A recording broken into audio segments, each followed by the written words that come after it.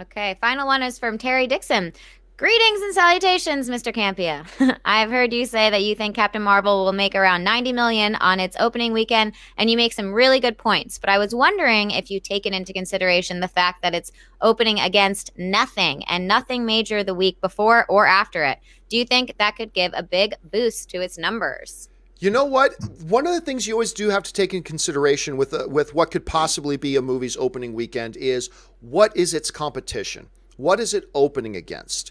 And that's something you do need to take into account. Now, what I have been saying up till now, while God bless him, my buddy Robert Meyer Burnett, who is off actually finishing off a film he's been working on today. That's why he's not here today. He'll be back tomorrow. Don't worry about it, guys. He'll be here tomorrow.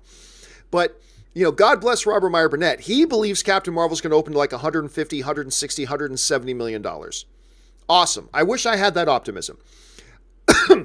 My point has been I've been predicting around 90. And the reason I've been predicting around 90 is because when you look at the other Marvel films that have their first solo films is also the films they're introduced in, because Black Panther was introduced in Civil War. So that doesn't actually count. Spider-Man, Homecoming, Spider-Man was introduced in Civil War as well and had big, significant, big screen presence in those movies.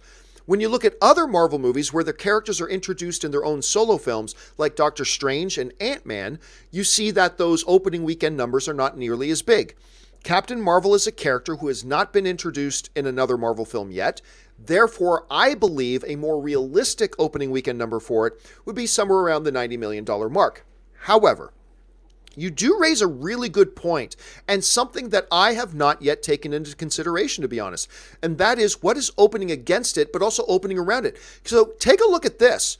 March is pretty much going to be owned by Captain Marvel, because look at March 8th.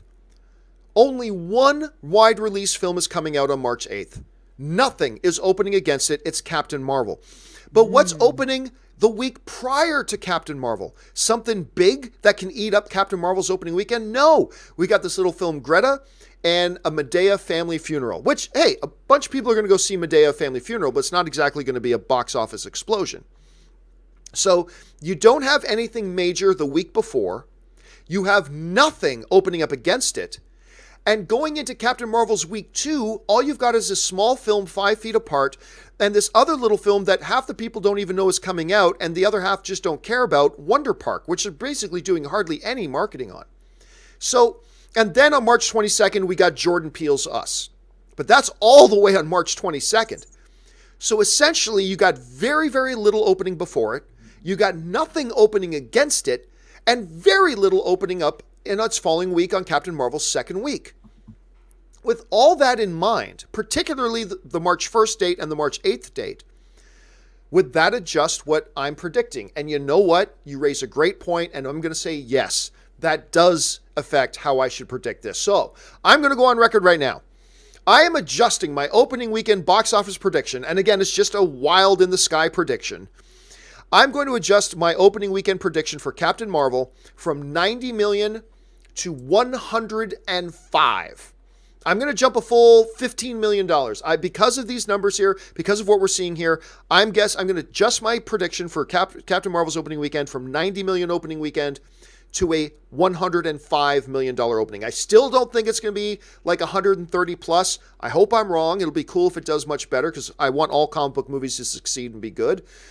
But I'm thinking 105 now is where my sweet spot is going to be. So kudos to you for sending that in because you're absolutely right. That is something I should have taken into consideration. It's something we should all take into consideration because that's a pretty good playing field for Captain Marvel.